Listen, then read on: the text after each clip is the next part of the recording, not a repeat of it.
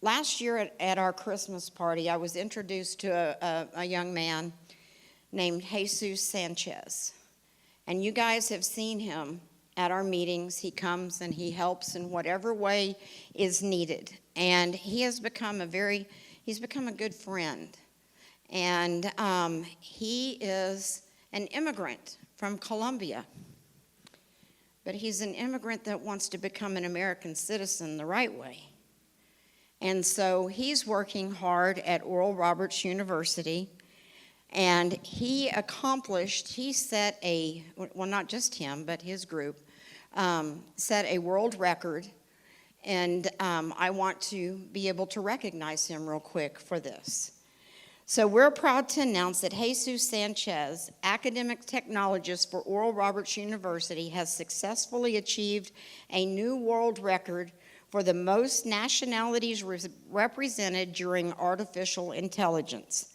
This groundbreaking milestone brought together individuals from 110 nationalities who gained access to a learning session focused on artificial intelligence, connecting people globally through the power of unity and teach-enabled education through the most innovative university in the world, Oral Roberts University. The class was led by Jesus Sanchez. Jesus, come up here for a second. Who holds a degree in marketing, technology, business, administration, mass communication, and a master's in project management and education. Does this sound like someone we want to be an American citizen? Heck yeah. He is currently pursuing a doctorate in education at Oral Roberts University and brings experience in education, IT, leadership, international consulting, among other areas. I want to say thank you. I want to, and he invited me, and I got to participate in it, and it was amazing. And so I just want to recognize you and say thank you. And I think that our mayor would be very happy to have you as one of his citizens in the city of Tulsa. So thanks, Jesus. You're welcome.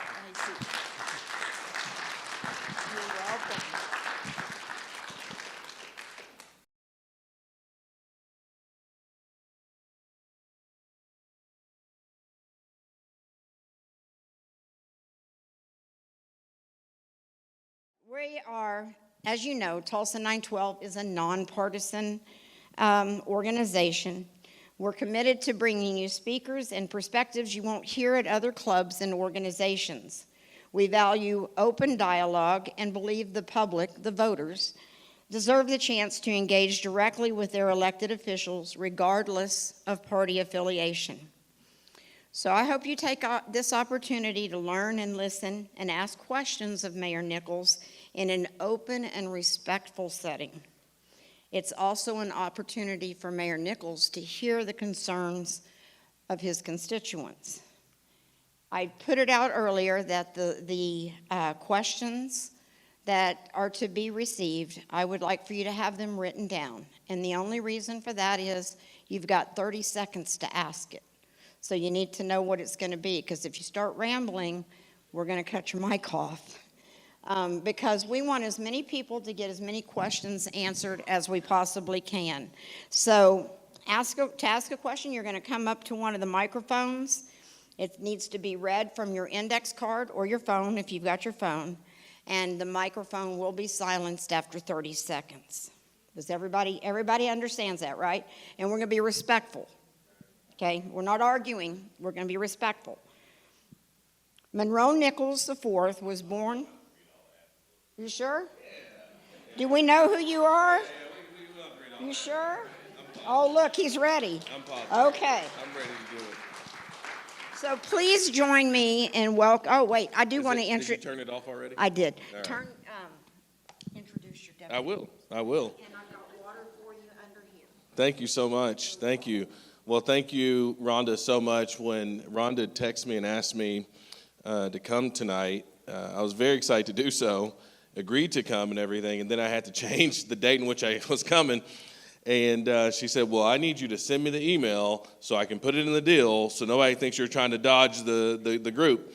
And I did. And I want to just thank everybody for their flexibility. And I really do appreciate it. It was an unavoidable conflict last time, but I'm really glad to be here. I'm really glad to have this opportunity. Before I go any further, I do want to introduce Deputy Mayor Crystal Reyes, who is here. Crystal is Deputy Mayor, absolutely. And Jesus, one of the coolest things Crystal and I get to do, it's almost monthly at this point, we get to participate in the naturalization ceremonies at City Hall. And I don't know how many people have done those before, but it's the coolest thing in the world to see folks from all around the world stand up, take an oath when they sit down there, American citizens. It's the neatest thing that you'll ever see. And so I look forward to seeing you one day at one of those ceremonies. It is probably the coolest thing that you get to do as mayor. I mean, second only to come into the 912 group, of course. What I'll do is I'll kind of run through maybe a few things. I know there's probably a lot of questions, and I want to make sure we leave plenty of time for that. So I promise you I won't filibuster you just talking the whole time. But I do think there's some things that are important that I would like to lift up with a little bit of the time that I have up here. And I'm sure some of the additional things we'll cover as I get questions. You know, when I got elected last November and took office in December, there was really like three focuses that I had when it came to setting up the administration. One focus was, how do we build a team that's going to do everything that every mayor has to do better than anybody else can do it, right? So the traditional things we have to do, how do we do that better than everybody else? Number two, how do we deliver on the promises that we made as I was campaigning for mayor, because you don't forget about those just because you get elected. And number three, what are the things the special opportunities that might be out there that we are going to go and chase to make sure Tulsa is the best city in the country? And how do you build a team to do those things?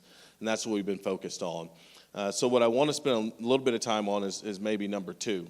Number two being the promises that I made as a candidate. I think that's going to be a good overhang for the conversation that we have tonight. If you listen to me or listen to the campaign, you know, I really talked about 5 core things when I was running for mayor. I talked about ending homelessness by 2030 and a plan to get there. I talked about the city doing its part and making sure we're invested in ourselves and improving student outcomes in very specific ways. We talked about ensuring that as we think about economic development, that it's balanced all throughout the city. So we make sure our city is strong from an economic development standpoint all across the city. The goal of making Tulsa the safest big city in the country and really repairing our relationship with tribal nations. And so all those things sound good. None of those things are particularly easy. And so we have endeavored ourselves not just to get on that track, but also to bring direct accountability in the mayor's office for every one of those 5 things. And so thus far, we've launched into our plan around homelessness. It's a very difficult issue, but it's one that we've worked on ever since we got there, and I'm sure we're going to get some questions about that I'm very excited to be able to engage on. Our goal, so just to give some insights as to what we mean when we say functional zero homelessness, it really revolves around 3 core things: making homelessness rare. And how you judge rare is, do you have the ability to house the folks who are homeless at the same rate in which they're becoming homeless? For example, if we have 30 people who become homeless this month, do we have it in our community where we can place those 30 people in housing and be able to support them and get them on a self-sustaining life? So that's the kind of ratio you're looking for. Can you house and support people at the rate in which they're becoming homeless so they're not on the streets? So that's number one. Number two, on the brief side, can you house folks on an average of 45 days or less within your community? Right now, just to give you some sense of where we are today, that 45-day or less is about 200 and 250 days right now that people are waiting to be able to be housed. So and then the last thing is non-recurring. So folks that we are supporting to get them on a better pathway, once we've supported them, they don't become homeless again, or less than 5% of them become homeless in a 2-year period. So the idea is not just that you give somebody a structure to live in with and just say, good luck, we'll pay your rent, but you do the things that are necessary to get them onto a better life. And it's a very dynamic and complex group of folks, because it is true, not everybody is in a space where they can maybe get on that track, right? But a lot of folks are. The data that I've seen anyway suggests that about 12, 15% of folks are going to say, don't want help. Leave me alone. There's probably another share, another 12, maybe 15% of folks that are very difficult to serve. Even with services, maybe it's really difficult to get them there. Now, there's intervention for those folks, but the idea that they were ever going to end up being somebody who's going to go to work every day and earn, that's not necessarily, and we need to just be honest about that, right? So that leaves us with a share of 60, 65%, maybe if we're lucky, 70% of those folks who we can get on to a better life, which helps us from an economic development standpoint, a public safety standpoint, an educational standpoint. And so our focus is making sure that we're meeting the right intervention with the right person at the right time. And we're being very honest about those folks who we can help and figuring out the ways in which we have to support that as a community. So we've done a lot to that point. You may have heard a little bit about Safe Move, the Safe Move initiative, our goal to get 300 people housed over a 9 to 12-month period. And just for the record, so everybody knows, again, it's not just about housing people. We have often said you can't build your way out of this deal alone. You can't build enough houses for people to go who have severe mental health needs or have substance abuse challenges. You have to support them and get them on a track to self-sufficiency. And so the goal in Safe Move is not simply just to throw people in, we pay their rent forever. It's that they're essentially on a 12-month track to be able to sustain themselves. Some of those folks, it's going to take them 8 weeks, just a purely financial issue. Some of those folks, it's going to take them every bit of 12 months. Some of those folks, it's going to take 15, that kind of deal. So the idea and what I'm trying to really articulate is the complexities within the challenge around homelessness. So the second thing you'll hear us talk a lot about regards to homelessness, and I'll move along from homelessness quick, but I just want to take a little bit of time because I know it's something that is on the minds of most people, is the shelter capacity. Right now we're working with the county on a little area shelter, and we're almost there on a winter weather shelter, but that's where we kind of stop on the shelter conversation. Because it is my belief, and I think it's true, shelters are not apartment complexes. And what happens right now is we have folks that get into shelters and they stay there because there's nowhere else for them to go, when shelters should be more like an emergency room, right? We're triaging folks and we're getting them onto a better spot. Shelters have just became a bottleneck. And that's why we don't have shelter capacity. That's why we don't have better outcomes. And so our goal is not just to increase shelter capacity, just to throw people in. It is to make sure that our shelters are operating in a way that we're getting better outcomes for folks, that it's keeping up with our housing stock, and we're able to support people. So it's a mix of all of them. So I think at some points, people tell you it's simply a housing issue. It is a housing issue. That's part of it. Some people say it's a shelter issue. It is a shelter issue. It's only part of it. We have to do those things, but there has to be a system that works to get better outcomes for people. And so that's what I'll say about that, and I'll welcome any questions that people have as we move on. On the public safety front, what I will say to start, because I know public safety, even along with homelessness, is at the top of everybody's list all the time, as well it should be. I always like to note, with an asterisk, that if you were to take last year at this time to this year at this time, crime is down in every category, every single category, which is a good thing. That means it's something I'm pleased about, but I'm not content with, because if you are one of those folks who've been victimized, what do you care that it's down from last year, right? If you're somebody who has watched things on the news, what do you care if it's down from last year? And so we are on a really good track, but we still have significant challenges in this community, and challenges that we're working to meet, not just on the law enforcement side, which is critically important. We need more police officers, frankly. This year with Operation Ceasefire, after we had a string of shootings and events downtown, I think we took about 160 illegal guns off the streets. So these were people, if you're in Oklahoma and you got a illegal gun, like that is saying something. I don't know of any guns illegal in Oklahoma. So these are folks who should not have had those, should not have been possessing those weapons, which ends up being a disproportionate amount of folks who perpetrate crimes. And so to be clear, this was not the Tulsa Police Department just going to anybody and saying, let me have your guns. These were folks who should not have had them. 160 of those at last count, it's probably a little bit more than that, legal guns off the streets. Just under 100 felony arrests. But the big number is, and this is a number I appreciate so much with our law enforcement professionals, there was almost 5,000 citizen interactions across about a 10-week period. And we're talking about folks who who can be trouble at times. About almost 5,000 citizen interactions. There were only 22 uses of force and only one complaint, and that was a verbal complaint.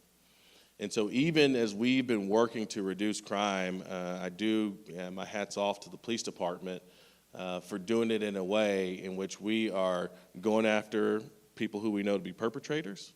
We're not violating anybody's rights. And out of 5,000 interactions, there's only been one complaint because of a verbal issue. And I think that's a really good track to be on. Yeah, we need to do more of it, but the signs of progress are there, and we have significant challenges, and we recognize it's not just law enforcement. We've invested ourselves in other programs. We're sending people out as kind of trusted messengers and part of the community where we have young people who make bad decisions. I have a 17-year-old son. He makes some good decisions. He hasn't maybe made any fatal decisions, but there's no way if his life looked a little bit different, if he grew up maybe in a different part of town, maybe if he didn't have parents who were as involved as his parents are, there's no doubt my 17-year-old would make a lot worse decisions than the ones he makes right now. Who are going to be the folks who are going to help us stand in the gap to work with those young people? And so we're doing that type of work as well. We're also making investments. We launched the Office of Children, Youth, and Families, focused on making sure that as a community, as I said, we know we don't educate kids at the city. It's probably good. I mean, second grade was the 2 best years of my life, just kidding. But we know there's so many other things that impacts a child's ability to learn that the city has to be invested in. One that I will just lift up because it's aligned to our goal around affordable housing. Over the last couple of years, about 4,400 kids in Tulsa Public Schools have been in families who have been evicted. 50% of those kids were chronically absent after a month. 70% of them were chronically absent after a year. If you want to start digging into why we have a lot of challenges on the literacy front, some kids just aren't going to school. They're not going to school. But what does that mean for us at the city? That means if we do our job on the affordable housing front and do a little bit better job of supporting people in communities, maybe kids just go to school more. So we know somebody's going to learn a little bit more if they're in school. So we're really thinking about how and where do we hold ourselves accountable for those outcomes all throughout. The last topic I'll kind of just lift up really quickly is on because I'm trying to think about the things that are mostly in the news before I get questions, is the work that we're doing with tribal nations. It is the McGirt Supreme Court decision. I think people know a lot about that.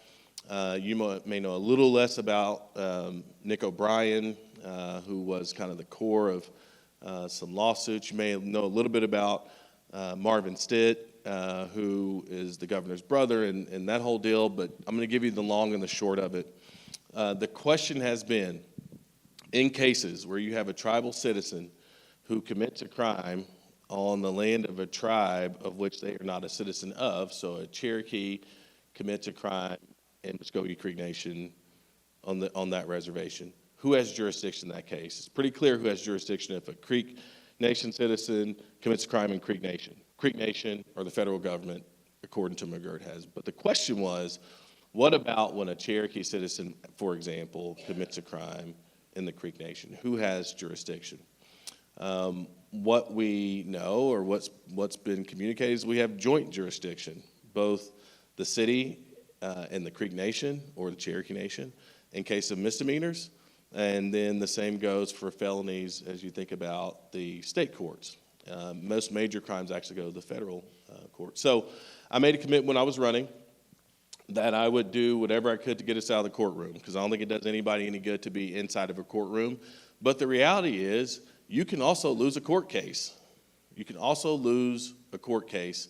And so we've invested ourselves to working with the Creek Nation to settle this lawsuit and to, which we've already launched, a planning period so we can begin to address some of the concerns that people have, because I have those same concerns.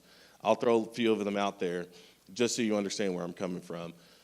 Concern one, how do we know what happens to cases once they go to the Creek Nation? How do we know they're prosecuting? How do we know that, right?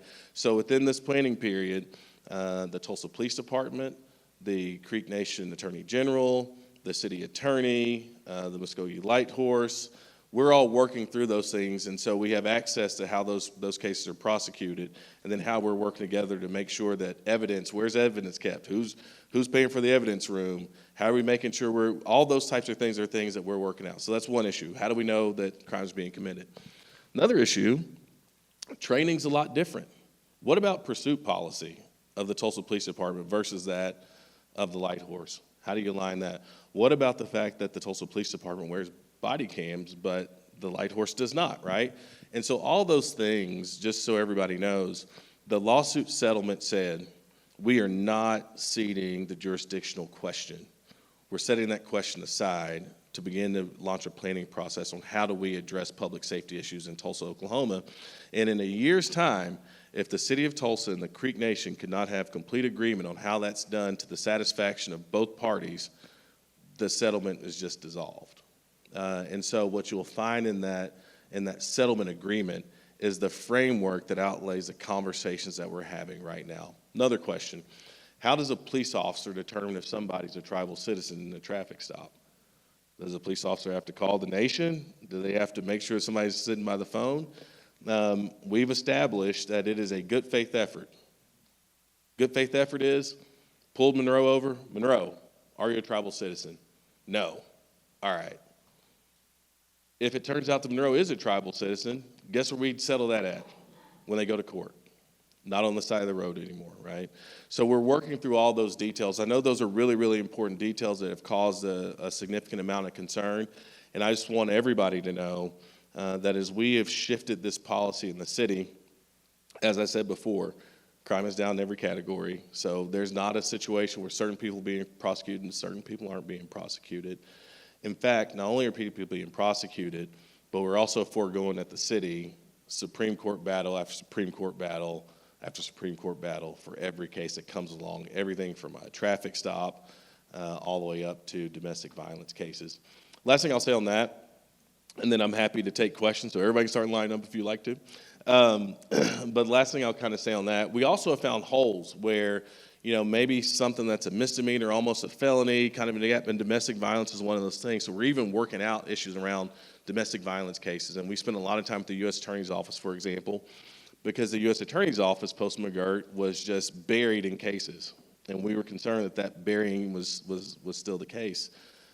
They've largely cleared the McGirt docket. And so we kind of got a really clear runway now because they're staffed up and we have the ability to work on these challenges in Tulsa. What drives me to do this work, as I said before, we could win the jurisdictional question, possibly. We could lose it. But either way, we are going to have to get in a place where both the Tulsa Police Department and the Muskogee Creek Nation Light Horse and the Cherokee Marshals are very much aligned in how we address public safety in Tulsa.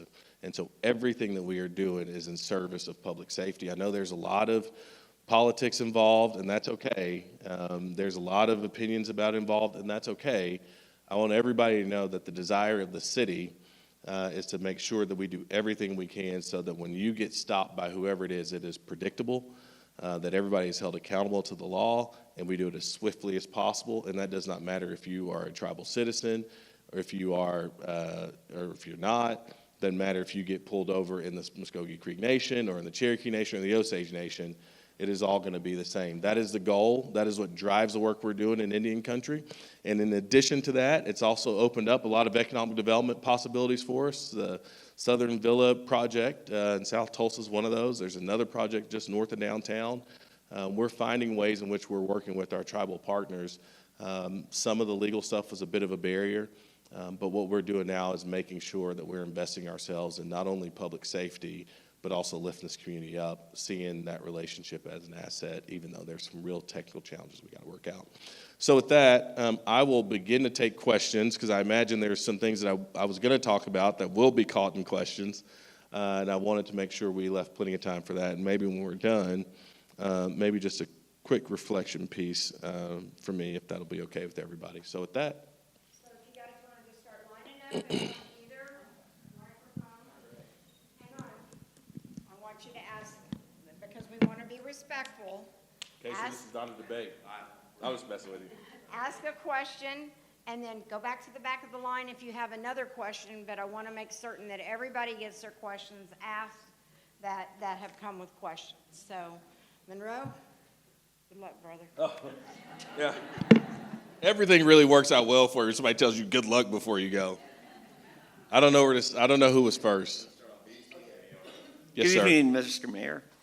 As a former legislator, will you advocate that the state criminal sentencing mandates conform to federal sentencing so that McGirt does not result in unequal protection of constitutional protections? I'm not sure that I fully understand. Can you ask the question one more time? I'm sorry. The federal government criminal sentencing in some ways is very different than the state. So if I go to state court for the same thing somebody else goes to federal court, he could be in for 1/3 the sentence as me. And the state could adjust to federal standards. So Yeah. we're all treated equally, it doesn't matter what court. Yeah, I mean, so I'll say I haven't honestly given that a lot of thought, and I spend most of my time thinking about the things that are more within kind of the control and purview of the job. That falls a little bit outside of it. However, I do understand where you're coming from, right? That is one of the challenges that a lot of folks have lifted up, you know, if you're going federal as opposed to state because of tribal citizenry or whatever. I honestly haven't thought about that a ton. Would love to have a conversation about it. I could maybe find myself being an advocate, but one thing I've learned, both as a one individual citizen and then as a former Democrat in the legislature, what I say doesn't always happen in either case. No, I know, but I mean, I haven't thought about it a lot, but I certainly would probably find myself in some area of support. All right, so during your candidacy, you talked about transparency and accountability, and we heard that over and over and over again. And now that you've almost spent a year in, one of the things you talked about was not defunding first responders, yet you did that almost immediately when you That's took not true. the $12 million that you took away from the recruitment budget, according not to true. the FOP. It's not true. This is coming from them. Yeah, I'm fixing the I'm sure permitting it is. process. I got 30 Yeah. seconds. Fixing the permitting process, which I'm back in again, and it's still the same absolute cluster that it was prior to you being in there, which has only been a year. Hopefully you get there. Working. Yeah. So the first thing on the, I think the first question was, why did I take $12 million away from police officers? I have not stripped funding from the police department. That's absolutely not true. Yeah. So I'm glad. So this is one thing I didn't talk about, which I think is important to talk about because this is another thing that people have probably heard a little bit about that I do want to bring up. The city auditor. I've been mayor for 10 months, so I didn't write all this, right? City auditor released an audit report that showed that we have a structural challenge at the city right now. That structural challenge shows that we spend a little bit more than $1 million a month over what sales tax generates. Challenge was before I got there, and so what we rely on is fund balance to make up that difference. Right? So the fund balance is what we use to make up that difference every single year. When we got in, they're like, we don't think that's a good way to govern, right? That you scrape everything out, you put it, because then what happens is if there's a minor dip in the economy, you're talking about laying people off. You're talking about laying people off. And so what I would say is there was not a stripping of $12 million from anybody. In fact, we were spending $15 million more than we were bringing in. And fund balances have saved us. Now, there's a public safety tax that citizens passed in 2016. And if you look at how that tax is performing, there's 160 officers that are paid out of that tax. If you look at how it's performing, it's also not keeping up with the rate of spending, ending in a balance, I think, last year of, a negative $838,000. Now, if you look at it clean, you'll see, it looks like there's $12 million in that fund balance, right? That is going on to pay expenses that we currently have. So there was not a $12 million that we decided not to give to somebody in that case. I believe you could ask Jeff. I don't know if Jeff's here. Would love to have that discussion. We're in the middle of union negotiations with the FOP and the firefighters right now, and I do think it's really important that certainly we invest in law enforcement, something that we're working on a plan to do, potentially by being very honest about the need to enhance revenue at the city. I don't shy away from that. Everybody in here is my boss. And the last thing I'm going to do is I'm going to lie to all my bosses because I don't want you all to fire me yet. But the reality is we had a structural imbalance at the city. It has persisted for a long time. For a long time, we've kicked the can down the road on it, and you cannot do it anymore. What happened when we had dips in the economy before? What do we have to lay off? We have to lay off police officers. That's the reason why you don't scrape every dollar, because you're going to end up having to lay people off with money that is a diminishing resource. It's not going to be there. The second thing you mentioned was permitting. There's a couple things that I actually am very excited about from a permitting perspective. It takes some time to make the kind of progress we want to make, but we've done a couple things. We started with housing, because housing was the biggest focus for us, and trying to get development services and the fire marshal and everybody on the same page. We've created a housing acceleration team. In fact, they have delivered a couple permits quicker than the developer wanted them. And so the developer might run out of their 30-day window to get started because some of those permits are out. What we have learned from that is how the system can work better. The challenge is to do that, the fast process. Some things get put on hold. And so some of it is staffing, some of it is new technology, some of it is actually, and I think you would have appreciation for this, and this is mainly with new construction. The system needs to be fixed, right? But also, as I've been diving deep into what are some of the challenges, sometimes we get plans from folks, they're not very good. And we're going back, and there's an owner who doesn't know that the construction guy submitted something that wasn't very good, or the developer didn't do what they were supposed to. Everybody just assumes it's the permitting department that's gotten it wrong, which is not always the case. And so on the transparency front, there is a need, and we've been talking about how do you rank things that come in. So if something's an F when it shows up, not to shame anybody, but it's just so everybody knows in that rank, this is going to take longer because of that. The other thing has been, why is the fire marshal the last thing to look at something? Because what will happen if everything else is perfect, but your sprinkler system is off? What then do you have to do? You got to tear everything up, right? And so some of it is also the scaffolding of when people are looking at stuff. And so, yeah, you're right. I think there have been some improvements. It's going to take a lot more to improve the system where it needs to go. Some of it's practice improvement. Actually, most of it's practice improvement. We're getting on the practice improvement side. It is going to take some additional investments, some of which we made this year, actually, increasing some of the folks in the permitting process. But the other thing folks learn, sorry, it's a long question, very boring for everybody else, I know. But the other thing in the permitting process, as you know, it's also, sometimes there's a zoning issue, sometimes there's all these other things that feed into it. You're absolutely right. We got a long way to go. We've been working at it for the last 10 months. There's been some progress. Long way to go, though. I thought Rhonda was turning me off. I was like, I thought I got longer than 30 seconds, though. Yes, ma'am. Yes, ma'am. My question is, Tulsa be, Hang on, Jeanette, he's going to turn your mic on. He just running back to the board. Go ahead. okay. Will Tulsa be paying for deportation of illegals as part of the program? Because when they're cleared out, sometimes they have no place to go. Are you talking about from a homelessness perspective? Yeah, the homeless illegals. So I don't think so. I mean, anybody who was out there, we'd have to clear folks out, I suppose, just no different than if somebody were to commit a crime. We'd have to do that. What we find mostly in the homeless population, you actually don't see a lot of folks who are undocumented typically.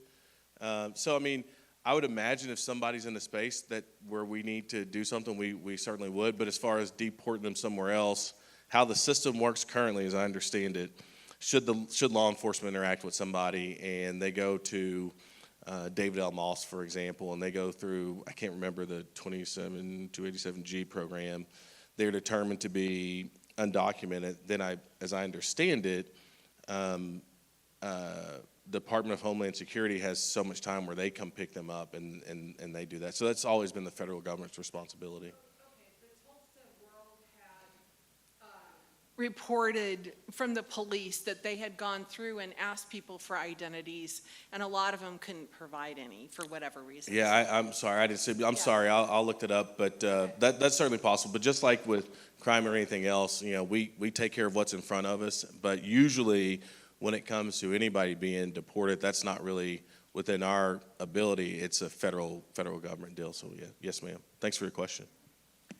Hi, I'm Heidi Marie. I have no interest in taking in any homeless, but I am curious, if someone does take a homeless person in, or family, whatever, and if things don't work out, what's the process of removing them from your home? And are you stuck with them for a specific amount of time? Yeah, I've seen really bad situations in California with this issue. Yeah, we're a lot different than California. I hadn't seen that pop up, but what I would tell anybody is, I would not encourage you to house somebody off the streets just because there's so many things that they might need, and so making sure that you're working with professionals. And so one of the things, maybe to the heart of your question, we're doing right now, the YWCA, for example, is helping us on Safe Move Tulsa. They're helping house folks who are unhoused. So they're working with a lot of landlords, and so I think this might get to the heart of maybe your question. So what happens if you're a landlord and you have one of these folks and that's an issue? The thing that we do is we actually have a team of folks who works with landlords, and so if there is an issue, we help mitigate those issues. But if somebody needs to move along, that same group that help house them is actually a group that helps move them, because what we They house them. Absolutely. I mean, Okay. it takes us 200 days to house them. We'll move them a lot quicker than 200 days. I promise you that. But it's immediate. The reason why is because what you don't want is you don't want landlords who are hesitant to house folks. And so there's plenty of people who want it. So YWCA, what's really good about them is that they spent the last several years after the end of the war in Afghanistan helping house Afghan refugees who came to Tulsa years ago. Now that there's less of that, they still have all those relationships with landlords. So even in a situation where you have cultural differences and everything like that, we've been really good, or they've been really good. I wasn't mayor then. They were really good about working with landlords. So there's not a situation where you have maybe a squatter that sits on your property that you can't do anything about. I don't know of any cases of that in Tulsa. I'm not sure I know any across the state, but we work hand in hand with landlords. Yes, ma'am. Thanks for your question. Yes, sir. A couple of months ago, city councilors were at another meeting, and they explained that there are certain duties and privileges that you have that are outside of their purview, their oversight, and so forth. Will you tell us what those privileges and duties are, and where we might find them in the city charter? Because they pointed to the city charter for that. Yeah, so, excuse me, so the city charter breaks out the role of the mayor and the role of city council very separately, so you can compare the two, but kind of like a shorthand way of thinking about it. Our setup in Tulsa is more like the state of Oklahoma or the United States. So as you think about the president or the governor being the executive branch of government, I'm the executive branch of local government, which is different than Oklahoma City, where the mayor of Oklahoma City is a member of the council. So I have the executive power in the city. They hold that legislative power. So it kind of tracks the same way. So you can think about it. So for example, when you think about city operations, the 4,000 employees that work at the city, I essentially operate as the CEO of the city. And the council, maybe you can think about them more of a board of directors, right? So the hiring, firing of people, the implementing of laws, they approve a budget, but I present one every year. So it kind of tracks how, the executive and legislative branches work at both the federal and the state level. This was specifically in regards to the Indian agreements. Mhm. They said that you signed them and they have no say whatsoever. They don't even have an approval say of an agreement you might sign. Yeah. Like the Senate would have. Yeah. So, I do have the ability to execute and settle lawsuits. So the one thing that's important about the Creek Nation agreement, it's actually settled in a lawsuit. It's not something we proactively did. There was a court case, and what we wanted to do was settle the court case. So as part of that settlement, we have this agreement where we are going to bring to a close this court case. So we haven't done the same thing with Cherokee Nation as an example, because there's not a court case. There is actually, though, if we were to proactively say the court case has never happened, and I just flew in the office, I said, just because I want to do this. There actually is a state statute, and I can't recite the title for you, but what it does have in those cases is it has a legislative, it's a legislative committee on tribal relations that has to approve those, and the governor has to approve them. So any state or any city across the state, if they wanted to, like if Oklahoma City wanted to execute an agreement with the Chickasaw Nation, it would have to go through that process. It's lengthy. Before I was elected, Mayor Bynum, they were executing an agreement on something. It took 2 years to get it done. So if it's not part of a lawsuit, there actually is a check and balance. It just doesn't sit at the city council. It sits at the state. Yes, sir. Hi, and thank you for being Yes, here. ma'am. Yeah, I think we've all noticed. Whoa. I don't know if that was you or me. Is that me? I think it's me. Okay.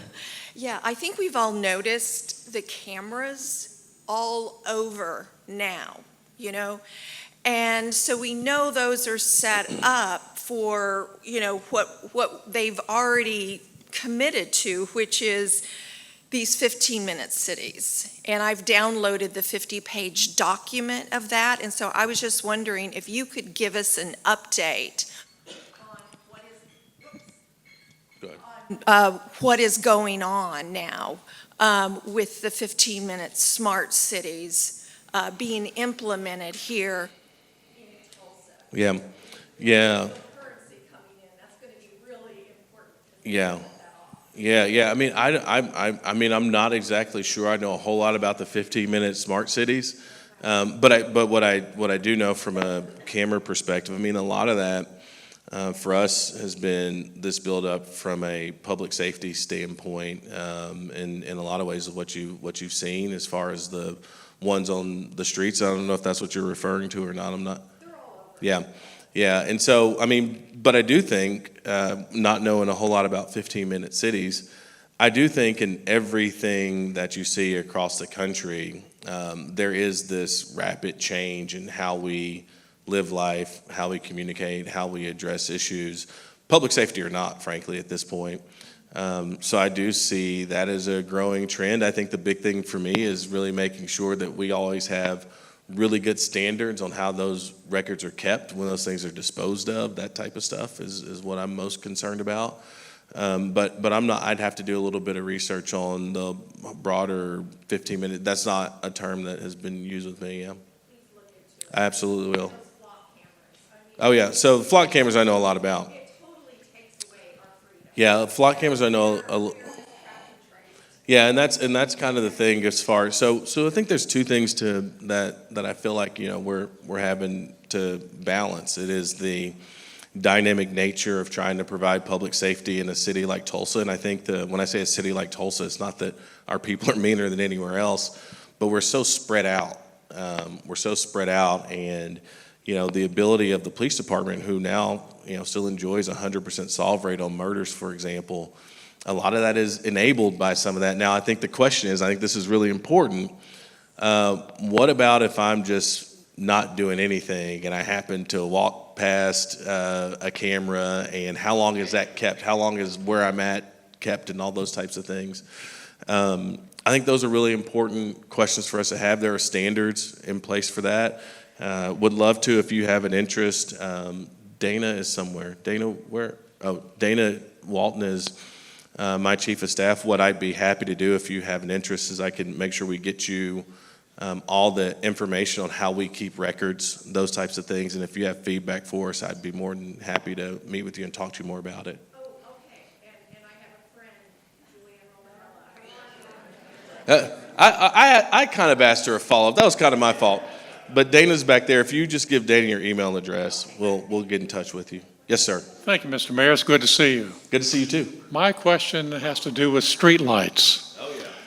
I would sure appreciate it if the city would turn on the streetlights so people like me can see much better at nighttime, especially the poorly marked street lanes. Also, so we can see the medians that need reflective paint. I mean, it all blends together, and we really need some help there. What part of town you live in? South Tulsa.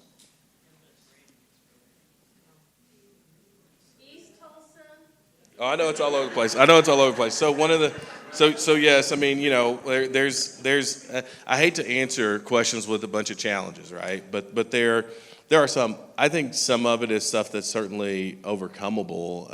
Indeed, I mean, it's everything from damage to bulbs to theft at times. There's a lot of things, but this is something I hear as a recurring theme, not just for people driving, but also people who are walking at night from a public safety standpoint.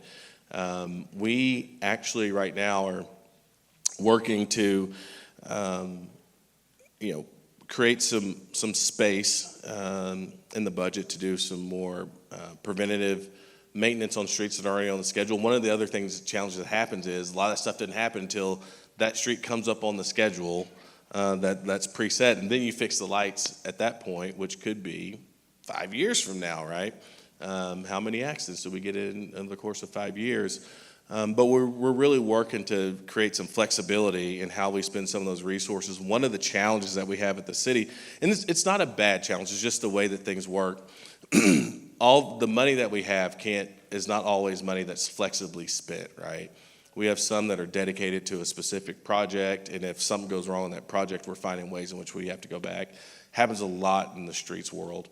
But this is something I hear a lot. And what I will do is, maybe just like I did a second ago, I will get you. We did this when we did the community conversations. This is the deal I will make. If anybody has an interest in this, well, I know you. If anybody additionally has interest in this, do give your email to Dana. What I'll do is I'll connect you up with the Public Works Department. We can have a conversation about that. So one, we can get some insights on one of those challenges. But then also we can figure out what do we do about them. Does that sound fair? If you do want more information about that, and the information can be, hey, I tell everybody, if I got to stand up here and do this, you guys are going to answer some questions too.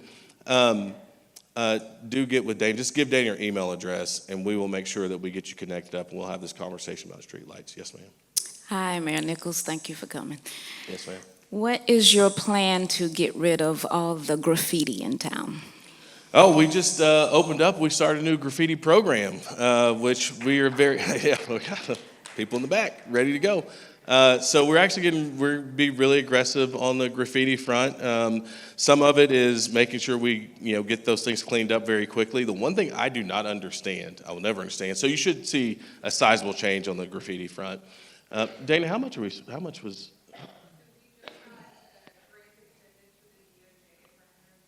$150, yeah.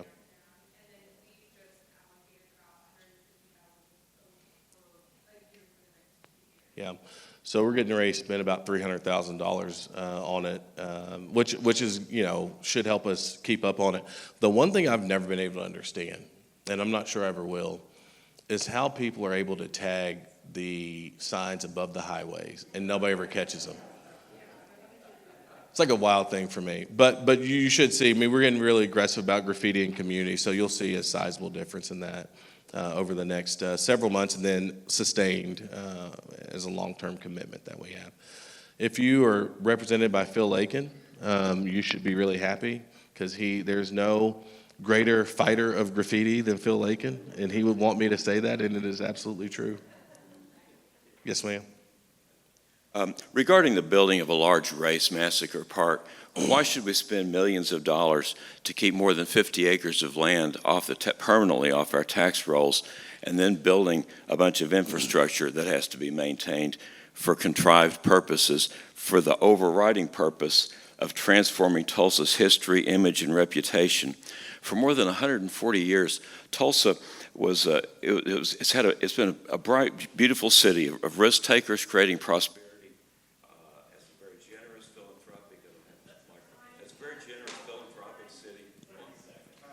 Yeah. So I think so. No, it's hard, man. It's hard. What I'll say is there's not a 50-acre park that's going to be built actually.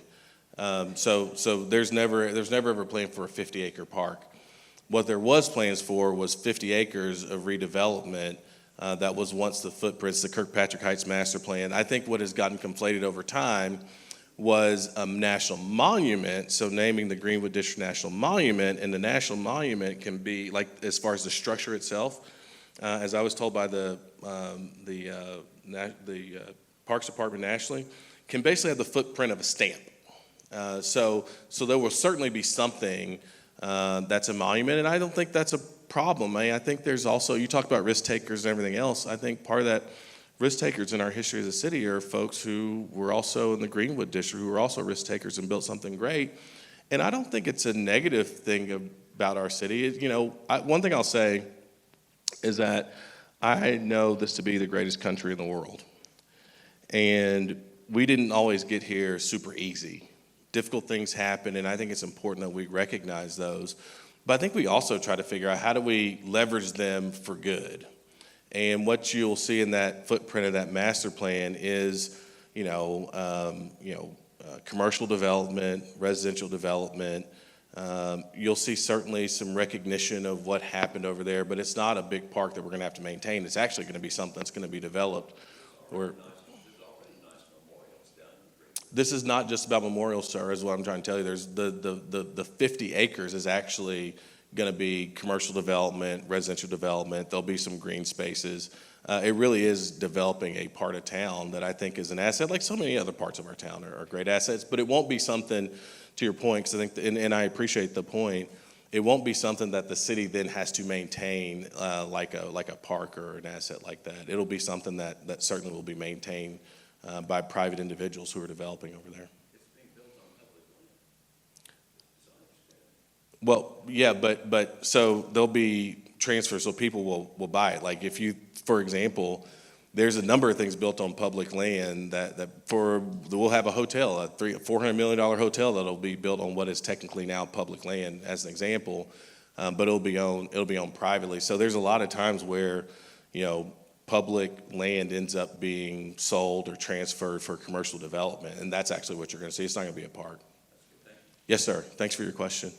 Happy to talk more about it if you like to. This is concise. Oh, It's concise. I hope your answer will be as well. I think he thought because he went to the other side, nobody's going to notice.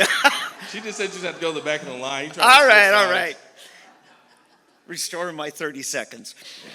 Will you support letting the voters of Tulsa revisit their decision of whether or not restore partisan city elections? Yeah, I'll tell you, I've ran in partisan elections, I've ran in nonpartisan elections. 6 one way, half a dozen another. I'm fine for people to decide. I don't have a strong opinion on it at all, but I do think it's important that people make decisions about how they want to elect people and how they want to govern. Yeah, I have no problem with it. If people want to decide, I got no problem with it. Randy, you got that, right? I'd like to know how much the city is paying Quick Trip for providing services to the homeless. I go into about 3 of them. There's always homeless shaving, brushing their teeth, taking a bath. The city owes them something for that service. Yeah. We don't pay Quick Trip anything for that. And the reality is, and that is kind of funny. The reality is, though, folks who are unhoused, they're going to go try to find things that they need, and unfortunately, they find themselves in places like Quick Trip and everything else. But I think we do a best job we can at mitigating the challenges associated with it. But Tulsa's not the only city with this challenge, and I think Quick Trip's a great partner. But we probably won't be sending them any checks for anything. Again, thank you for being here. Yes, My ma'am. name is Diane Peacock, and I have a pretty basic question. Yes, ma'am. How do you go about determining what type of services the homeless person needs? I understand that some people are just down on their luck. Other people have chronic problems. Other Yes, ma'am. people have mental problems. Do you just house them all together, or do you segregate them? And if so, how? Yeah, so that determination is always made by outreach workers who go out, and those outreach workers will go out to just a shorthand, like out to an encampment, and the first thing they're doing is asking the person about them. Are you a veteran? Are you on medications? Are you from Tulsa? When's the last time you've been out? Like those types of things to get some insights as to who the person is.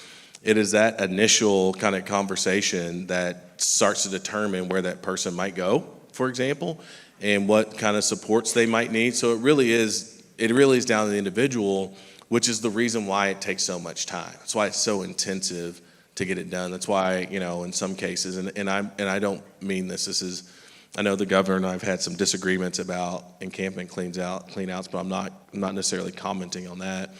But this is the reason why it's not as simple as just going and clearing an encampment, because you do have people who have unique needs, and what is true about that is that we've had people who've lost their medications or lost their paperwork and that kind of stuff. And so the thing is, you have to trust the outreach workers to do that early determination. I try to, it's not exactly the same, but I akin it to the kind of the healthcare industry. It's almost like having that initial consultation about what's going on with you so we can determine how best to treat you. And that's how all those decisions are made, right? And so as I was talking earlier, shelters are a part of it. Shelters aren't the only solution. Housing's a part of it. Housing's not the only thing. This network of services is a big part of it. You determine what of that mix is necessary for the individual person, but that happens at that point. There's not a set thing that everybody does. I often tell this story. There's a guy named Jeffrey Canada. He's a New York City guy. He started the Harlem Children's Zone. He was frustrated with how the outcomes with kids in Harlem, and that 97 blocks of Harlem, he did everything. He started charter schools, all this kind of stuff. Now 99% of those kids are going to college and all this kind of stuff. So smart guy, super smart guy.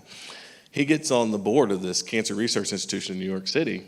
The first thing he asked me is we spent $1 trillion on cancer over all these years. Why do we still have cancer? And one of the physicians told him, he said, Mr. Canada, you're thinking about cancer as one disease. Cancer is 400 different diseases, right? And so I think this is very similar, having to really, cater and really build things around the person is the goal. But that starts with the outreach workers, not necessarily with a set program one way or the other. Yes, ma'am. Absolutely. Great question. Yes, ma'am. Hi. When you were running, me and you, had a discussion about that you would put Republicans on your staff.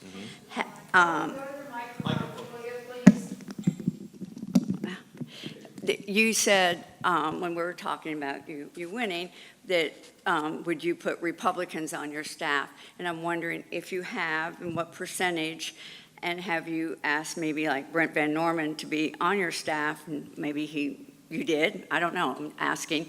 And I keep seeing that you keep, I think the word's commissions, a commission or a council for this, and it seems to be a growing list, and the salaries are $100,000, $180,000.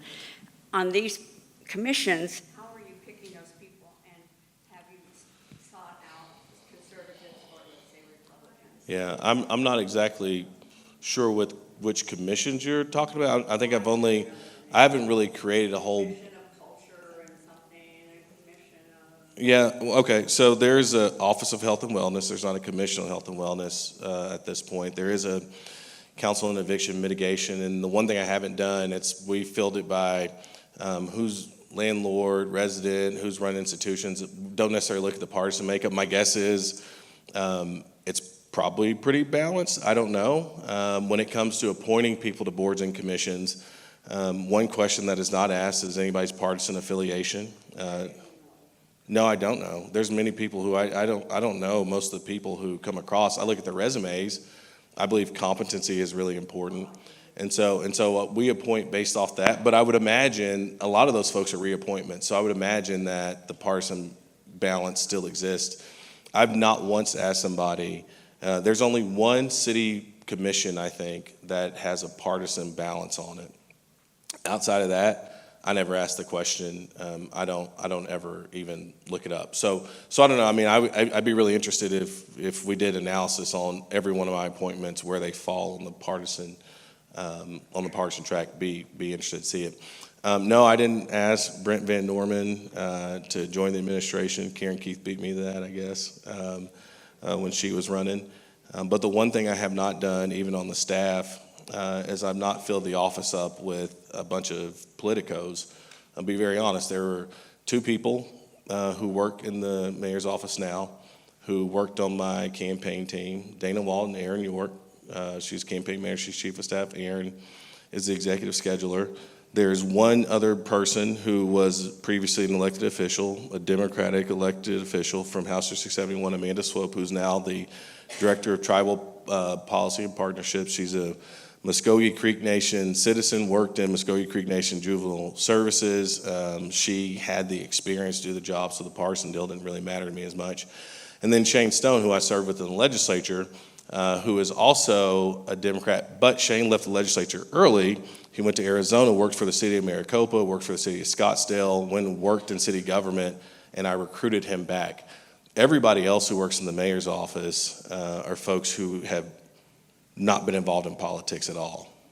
Emily Hall is there because she was the board chair at Housing Solutions. I needed somebody who understood the homelessness system well. She's senior advisor for homelessness. Jabron Pasha is a doctor in internal medicine. He leads the Office of Health and Well-Being.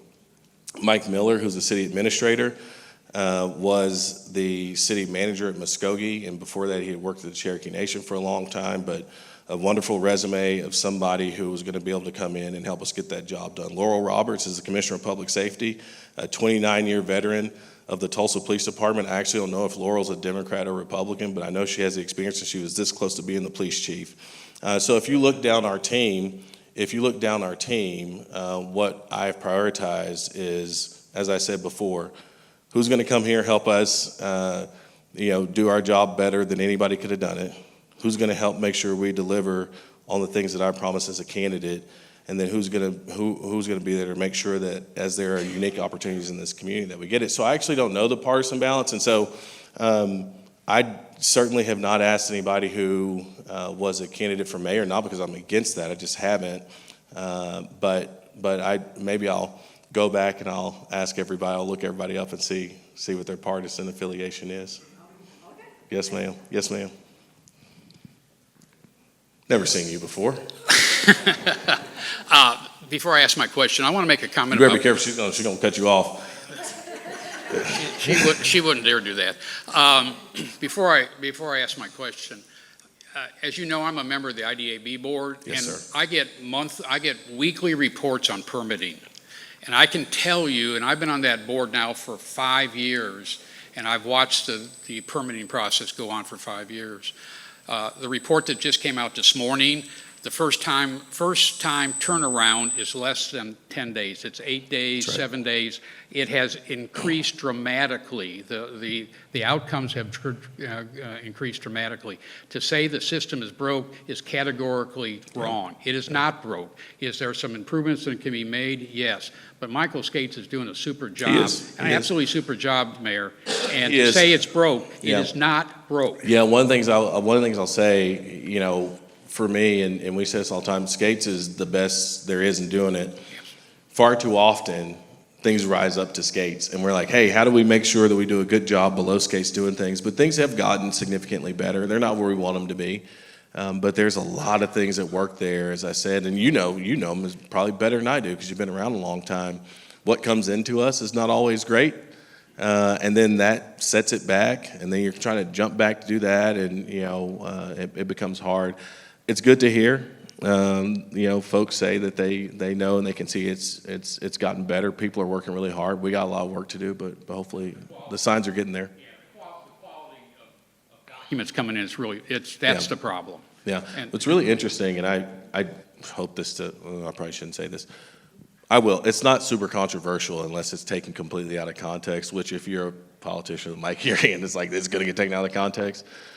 We were looking at things that have been submitted to development services and the difference between folks who are from out of town and folks who are in town. The out of town projects are a lot better because they're taking the time to go through the whole process and do it right the first time, as opposed to folks relying on the fact they got a relationship with somebody and kind of jumbling up the system. And so some of it's like, we need to do a better job of educating folks about what needs to come in. It's our staff problem because Yeah, we've that's right. we've had a rotation in staff. That's right. Okay. All right, question. Let's do it. Let me You ask got 30 my question. seconds. You have planned to establish the Greenwood Trust Yes, sir. and solicit $105 million Yes, sir. from private organizations Yes, for sir. various initiatives. One, has the trust been established? That's number one. Number two, has the trustees been selected, and how's that process going? Yeah. And number three, will the activities of the trust be public? Yeah.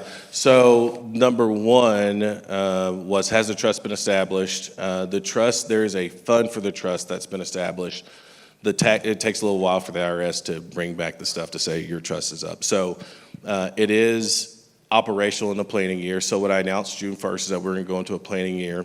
We do have somebody who's accepted the job of executive director, whose goal is going to be to build out the board of trustees, which we know it's going to be either 3 or 5 people, and a board of advisors is going to be split half local, half national, because the goal is that you can do some national fundraising, right? And just so everybody knows, the goal of the trust, just really quick, just what is the trust going to spend its money on, I think is really important.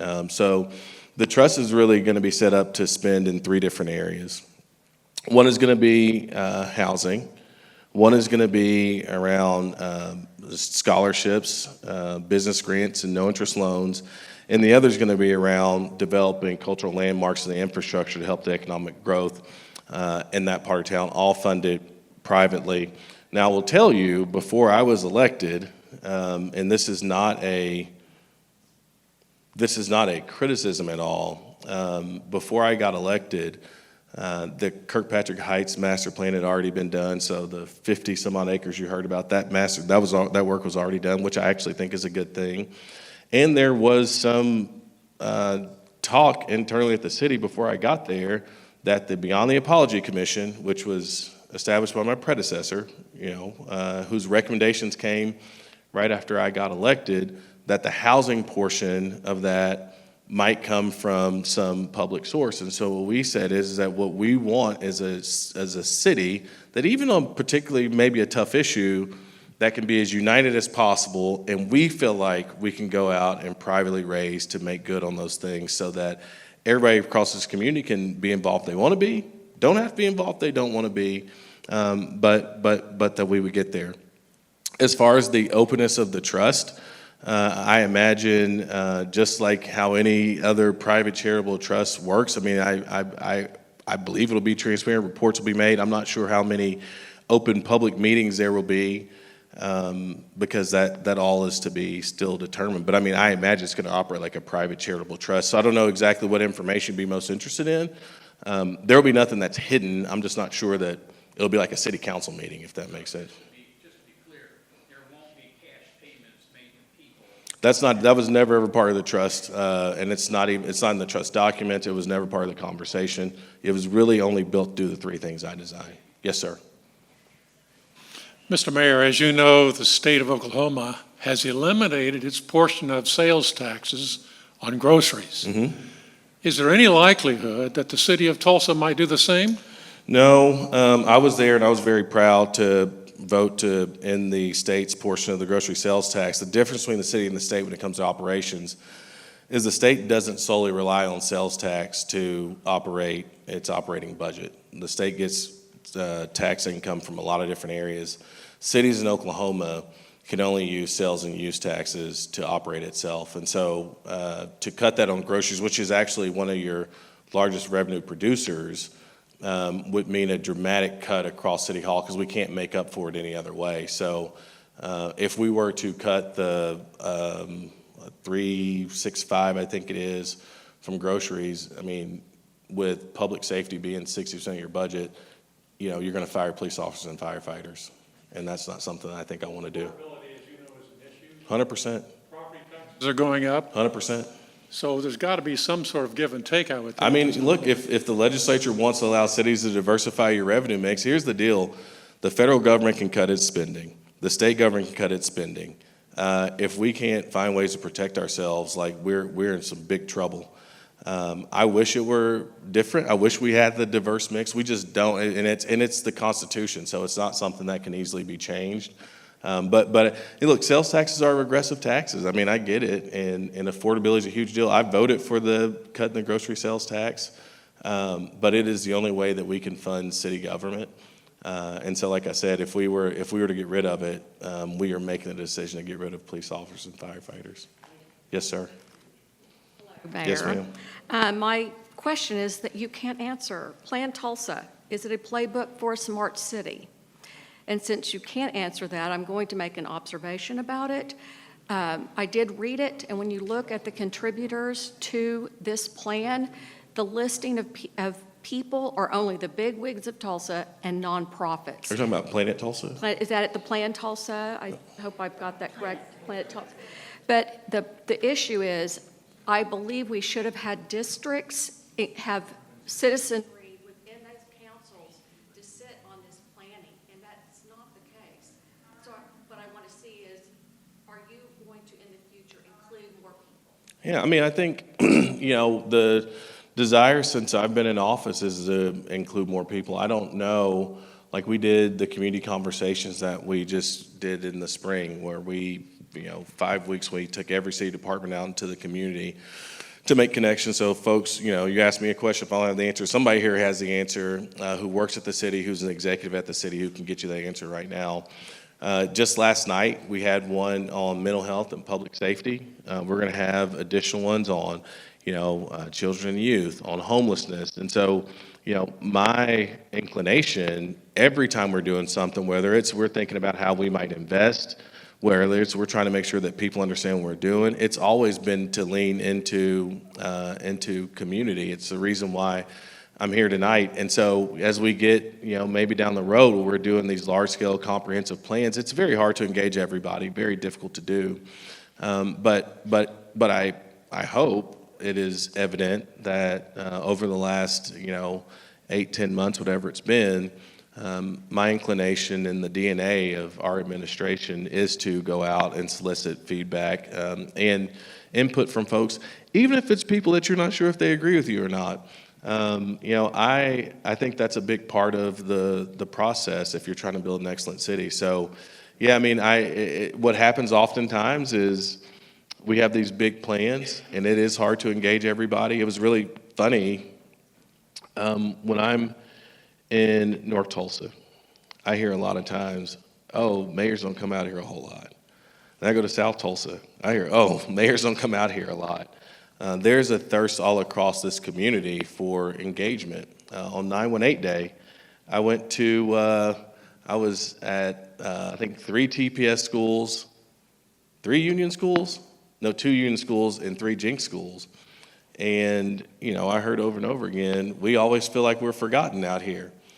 And, I think for us, we want to make sure we're reaching out all across the city on everything that's important. It's very hard to do, and there's always going to be somebody who wasn't engaged, but our inclination is to do as best we can to get the input that citizens deserve to give for a city that they pay to operate. Hi. I have taken in homeless people into my own home, and it worked out very well to help them get on their feet, and I've done it for years. My question is, will the homeless housing be available for illegals, or will deportation be called for instead? So I would assume that, I don't know. We don't have a policy around calling for, I'm sure it is. My deal is we are here to make sure that we get people off the streets and we address public safety issues. That is point blank positive. What I do know, or at least what I understand is, as it relates to the homeless population, based on point in time counts and everything else, and I assume they ask for this stuff when they do point in time counts, the illegal element, the illegal immigrant element is not really contained largely in the homeless population. It doesn't exist in ways that people think that it does. I mean, and I mean, you could even ask them, people who have maybe a harder line view on it. It just doesn't show up there in ways that you think it does. In most cases, folks who are undocumented in this country, most of the time are working and living somewhere, and we. What's that? Living with their families. Well, sure, but I'm saying like they don't get caught up in like the folks we would encounter in an encampment, for example. And so illegals here too. Yeah, and aren't sure, we law numbers, rewarding illegals by allowing them to have homeless housing here? No, I don't think that shows up anywhere. I really don't. And I'm happy to go back and test myself on that and ask the folks, but it has not been an issue. And I'll say this too, it hadn't been an issue thus far. And Governor Stitt, I think this would be, if it were an issue when the governor came in and cleared out encampments, if you don't believe me, I think you would believe him. I'm pretty sure he'd been very aggressive about making sure that folks who were undocumented were taken care of. It just doesn't typically show up there. Yes, ma'am, absolutely. We all should. This is a very basic question, but I see us talking constantly about homelessness. And I'm very much an advocate for providing for the homeless, but also I'm an advocate for economic development. And I'd like to know how you're counterbalancing your efforts for the homeless as opposed to economic development so that we can generate more revenue to perhaps help us with the homeless problem. Yeah, we're not choosing between the two. We're doing both. Right now, there's more interest in Tulsa from an economic development standpoint than probably any time in the last 10 years. Yeah, I will. So some of these have been slowed up just simply because some of the tariff conversations, till things settle down, things are starting to settle. So Norsun is a company out of Norway that builds wafers for solar panels. They're going to be here at the airport. I think it was a $600 million investment out there, 300 jobs that are coming in there. Tulsa will soon have the Tulsa Space Testing Center. So right now there's somewhere in the neighborhood of about 10,000 satellites orbiting the Earth. The estimate is in 6 years it'll be 60 or 80,000. There will be one place in the entire country where you can come test those, no matter if you have a proprietary engine or not. The engines for the satellites to go up in space. That will be here in Tulsa, out at the airport. We right now have, I think, 3 real big notable projects. We talked about the Kirkpatrick Heights Greenwood Master Plan, which, to be clear, is different from the Greenwood Trust. That is an economic development project. We're working on the Convention Center Hotel. Let's see here. We have the Southern Villa project that is here in South Tulsa. We have the Robson Ranch project out east. We have a pretty active time right now. I think there's somewhere in the neighborhood of $2.2 billion in capital investment going on in this community right now on the economic development front, and so we're not slowing down. One of the things we're having conversations about, frankly, is how do we do a better job of investing in existing businesses here. So before I was elected mayor a long time ago, I ran the Business Retention and Expansion Program at the Chamber. And one of the frustrating things about that job is we don't have a lot of resources for people who are already in business. And so we're, which is, small business in particular, about 82% of our local economy. And so we're having some internal conversations about how do we actually do things that aren't just helping people who we hope they pick us, right? How are we making sure that we keep our businesses strong here? How might you invest and get that return back on that investment, as an example?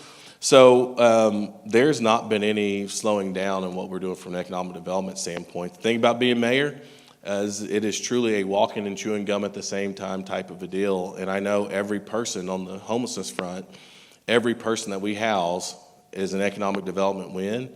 But we don't wait till we house everybody to make the big economic investments that we need to make.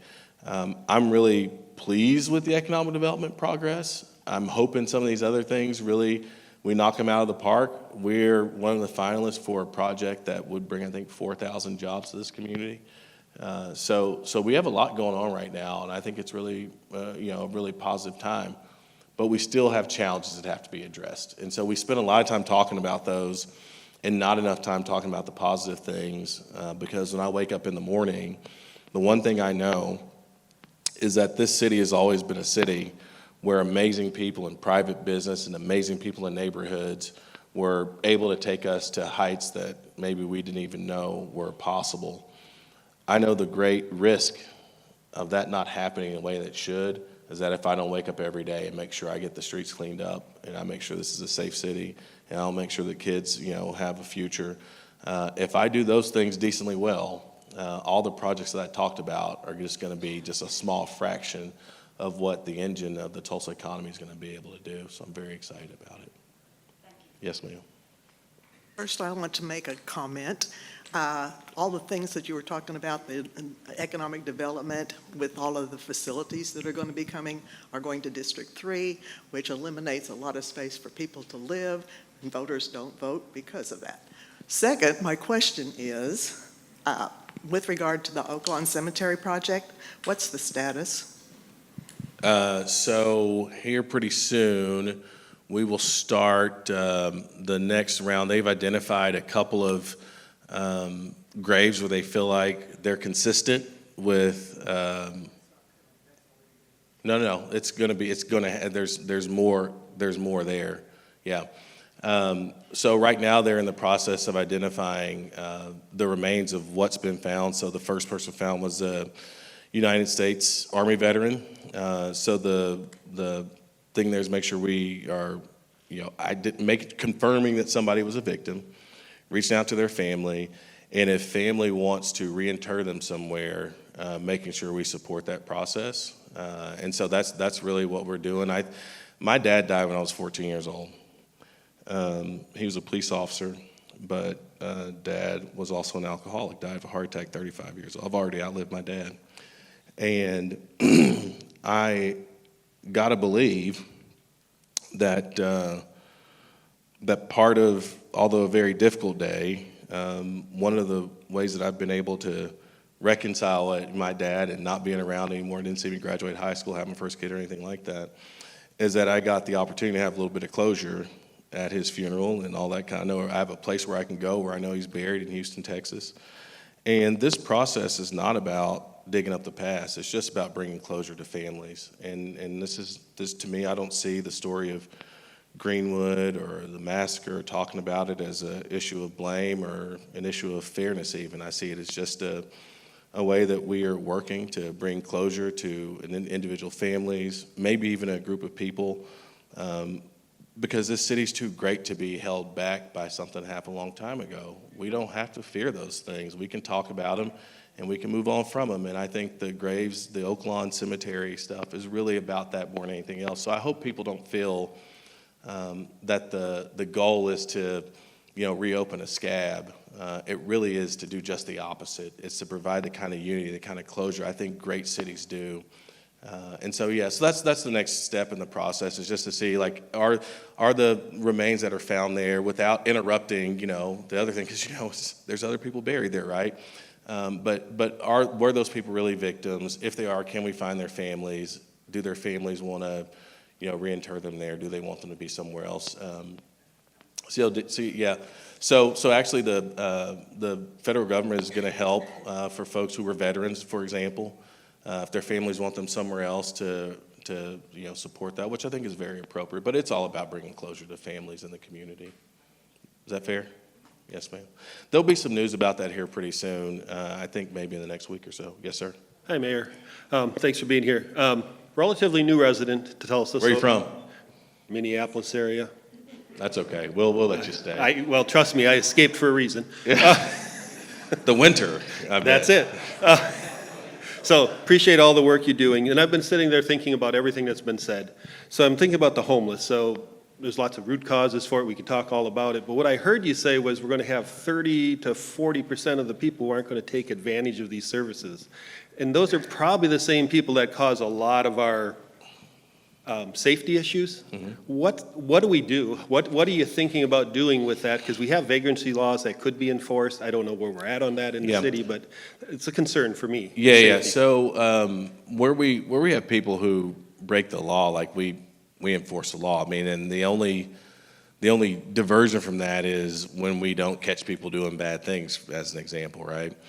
We just had, as you may have read about, the median sidewalk ordinance that's been put in place. So I might be wrong about this, but I think in the past there was this deal where folks wore the reflective gear. They could be in medians and that kind of stuff, and this provided a bit of a security and safety risk for the person in the vest and also for people driving. So I think that ordinance is effective October 18th. I've said that we're going to delay some of the sidewalk portion of that because people are not used to sidewalks, the 18 inches being an issue. But before the end of the year, we'll start enforcing that as well. But every single day, we're addressing some public safety challenge that has been caused by somebody, whether it be fires or somebody breaking into something or whatever.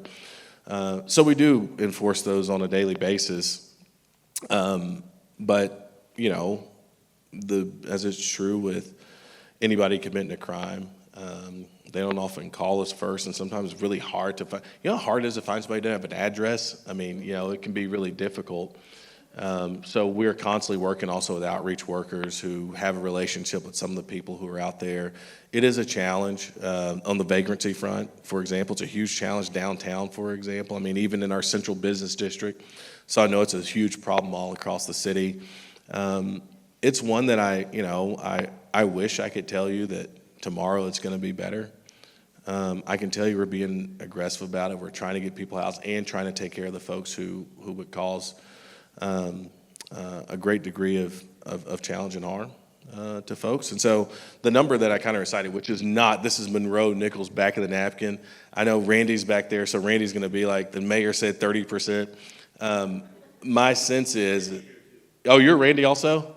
Randy's causing me all kind of trouble. Just kidding, Randy.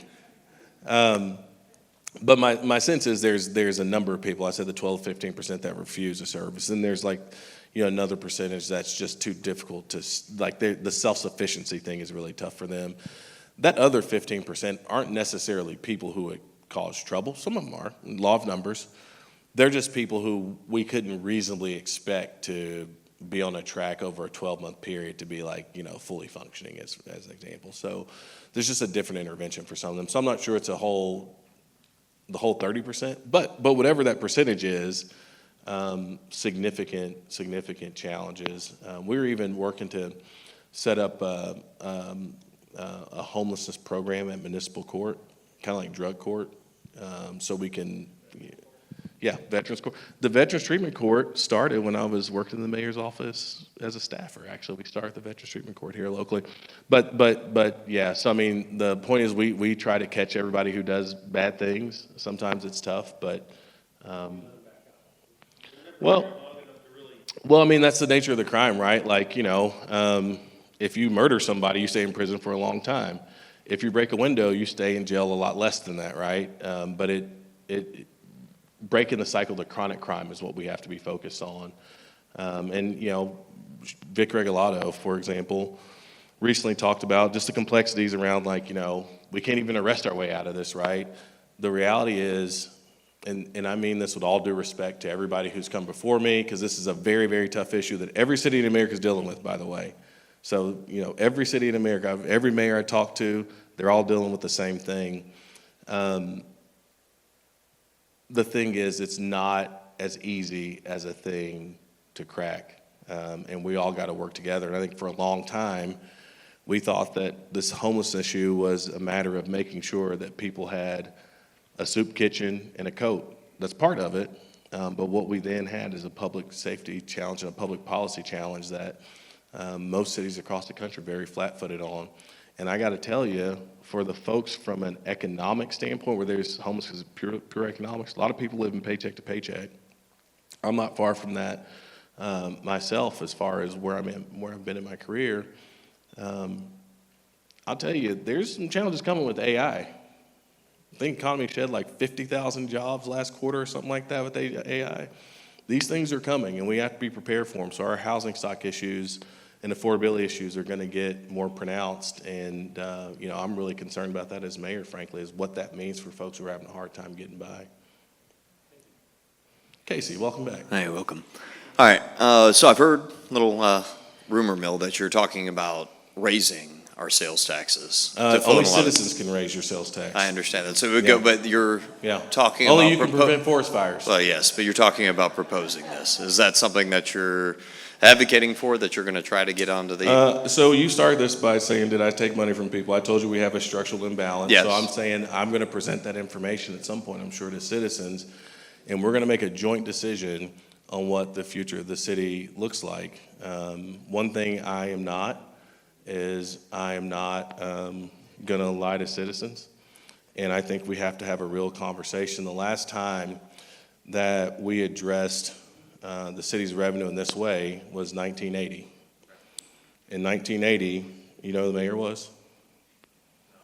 Jim Inhofe. So in some cases, things are just, you gotta address issues, and they're not necessarily partisan or anything like that.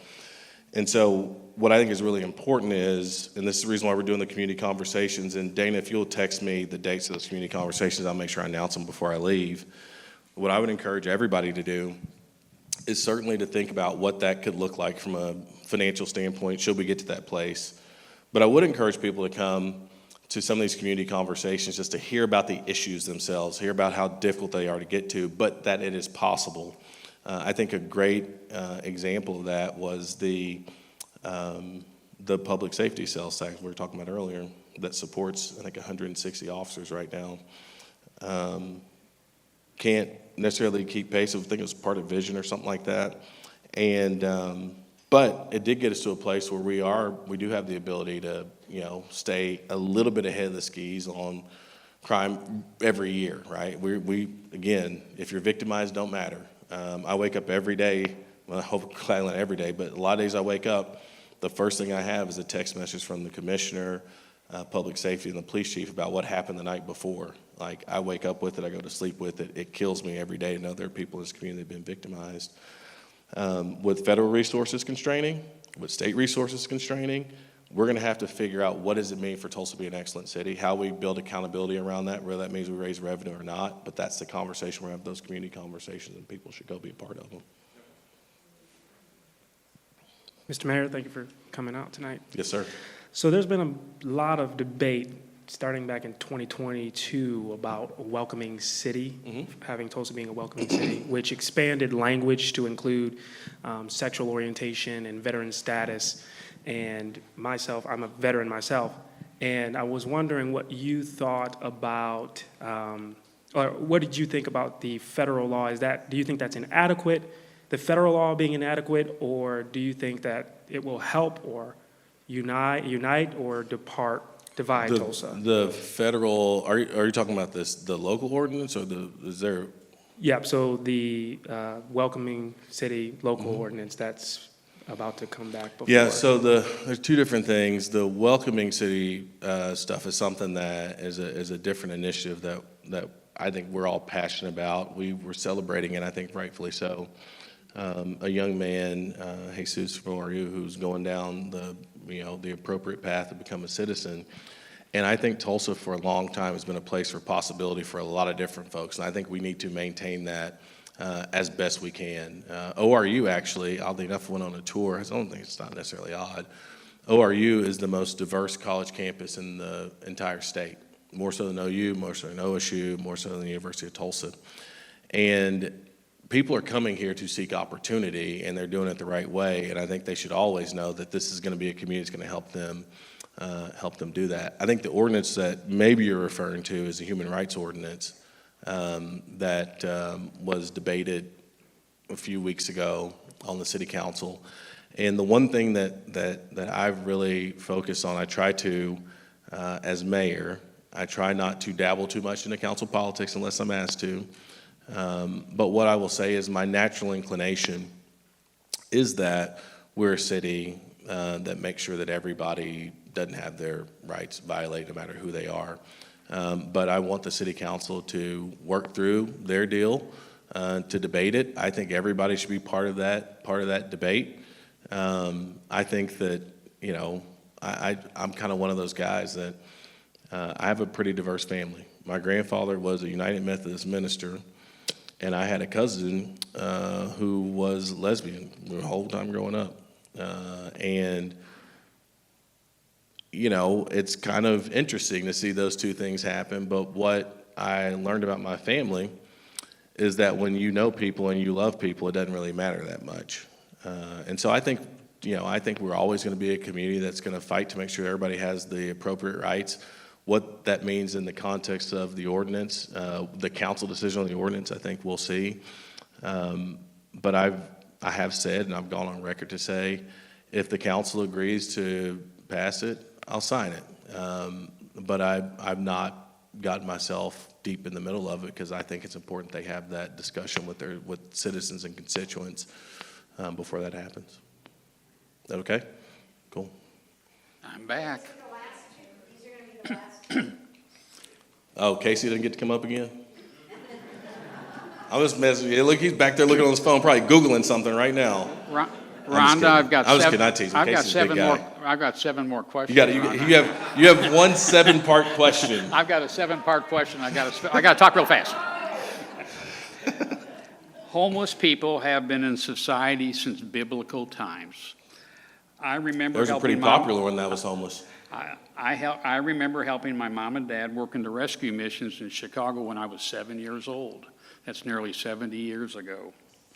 Why do you believe your programs can eliminate homelessness in the city of Tulsa by 2030, considering you may not be the mayor in 2030?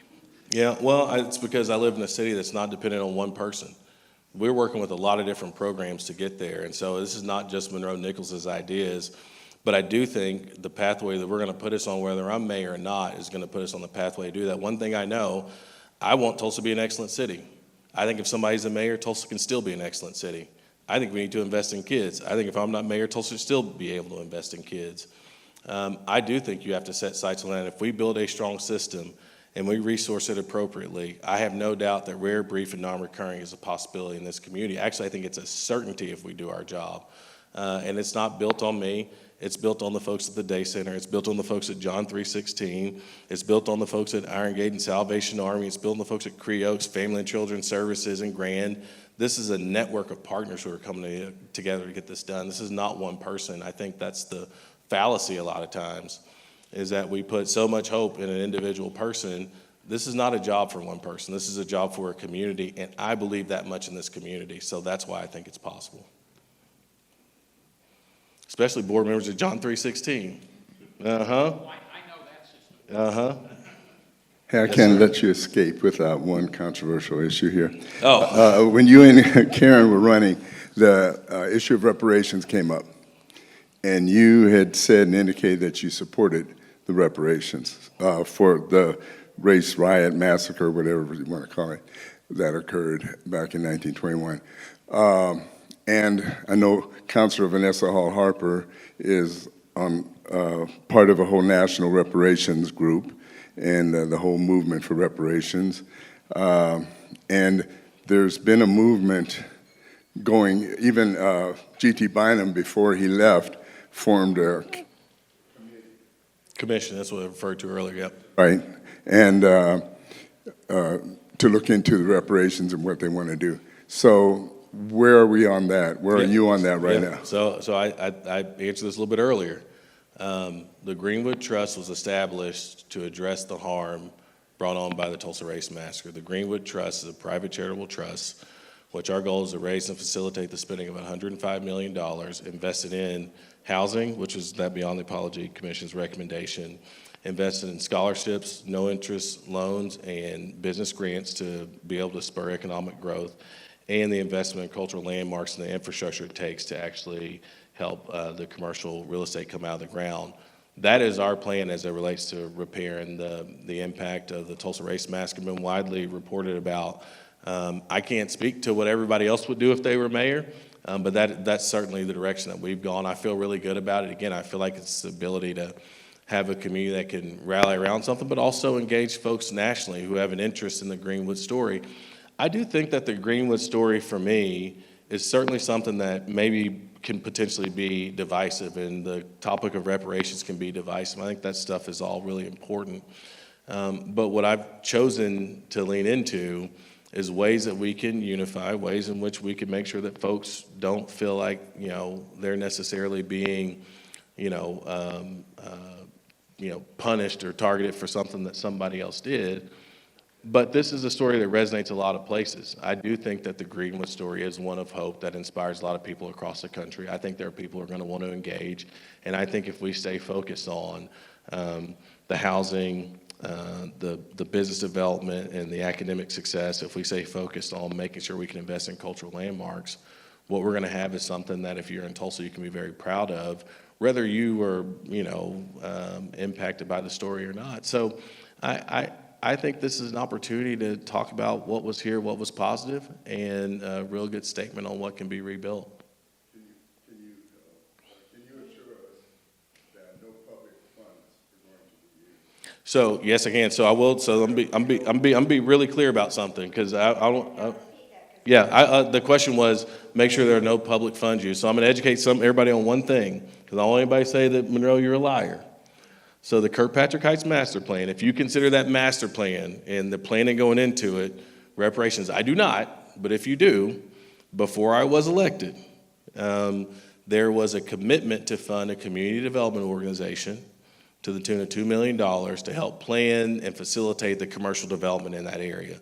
So technically, those are public dollars that are going into the master plan. Now, it's not going into reparations, but I want to make sure that everybody's very clear in case you hear this. It's not going into reparations. It's going to develop that, and that predated me in my time in office. One conversation we have had about the trust specifically is the Evans FinTube site that has been been unable to be developed. The city owns it.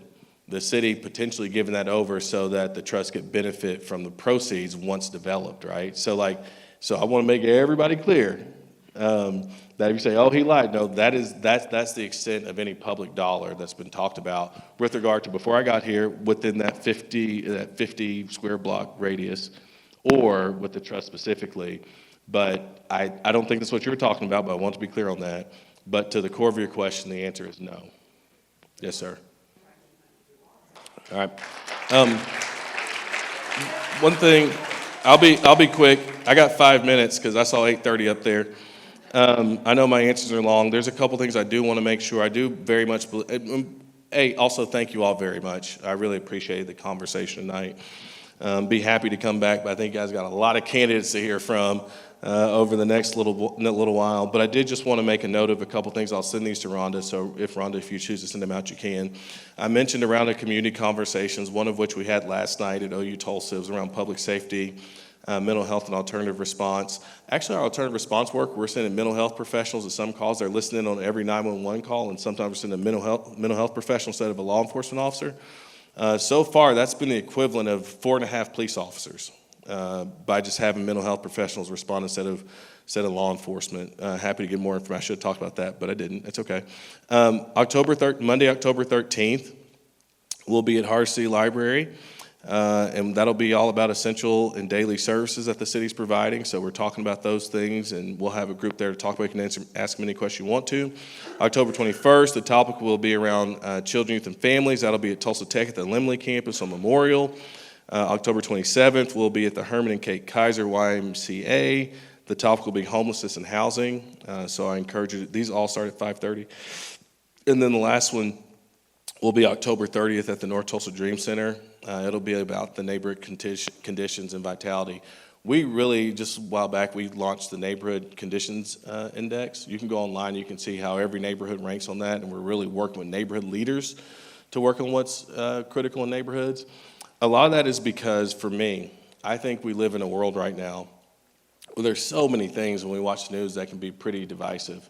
And I think that in some ways, I think this case, living in a big democracy, we all got different ideas about how you do stuff.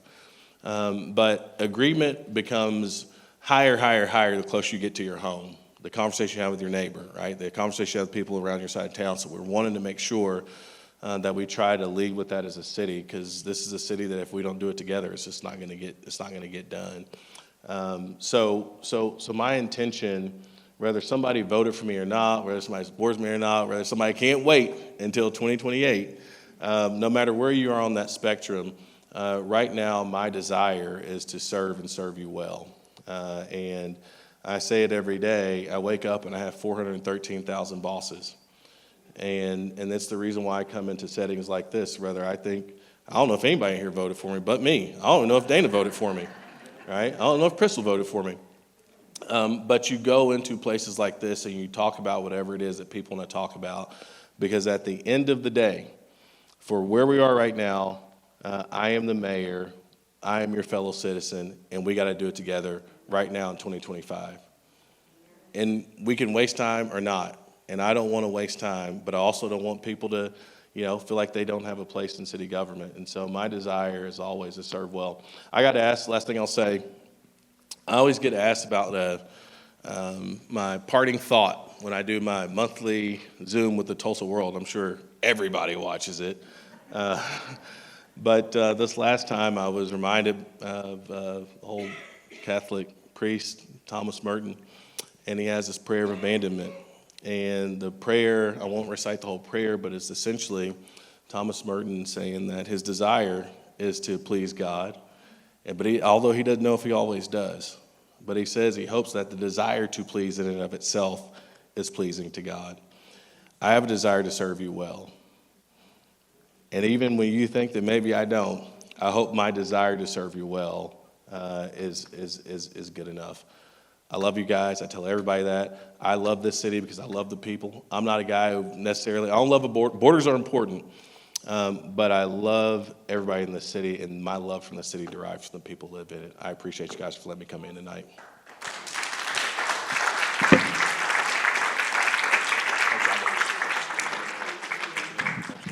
Wasn't that awesome? And you know what? We will do it again, because we have to have these open dialogues. We can't just sit here and be mad at him because he didn't choose the right political party to associate with.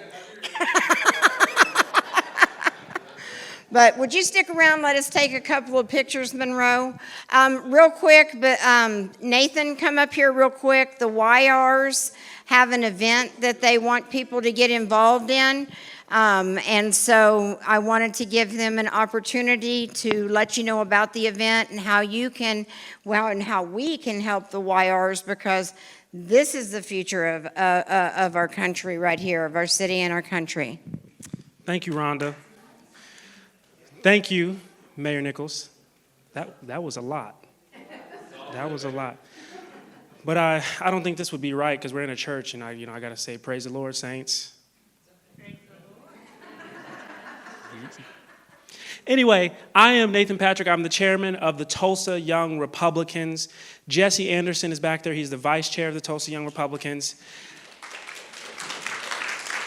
Thank you, thank you, thank you, thank you. And to be honest, some of the things that Mayor Nichols was saying tonight, man, I was led to believe that he was a Republican himself. My goodness.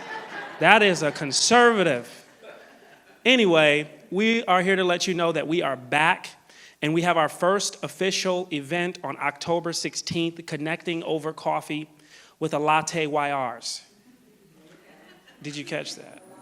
Okay. And we are back, and we would like to have you there.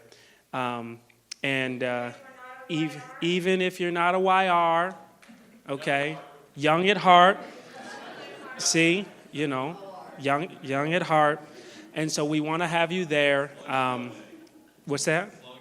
As long as you listen, let the dough flow, okay? And this is a church, once again, so, Jesse, pass the plate and let the green be seen. But anyway, thank you all very much. Oh, October 16th at 6:30 at Collaborative. 41st and Yale. 51st and Yale. Sorry, don't listen to me. Between 41st and, anyway. Thank you. All right, everybody, our next meeting is going to be on Friday, the 24th at the Big Biscuit, 7:30 in the morning, and I promise you, Jim Bridenstine will not disappoint. So I would encourage you to come join us. And so thank you, guys. I appreciate it. I know you guys know that I caught a lot of flack about having this event, but I do not regret it one bit. And so thank you.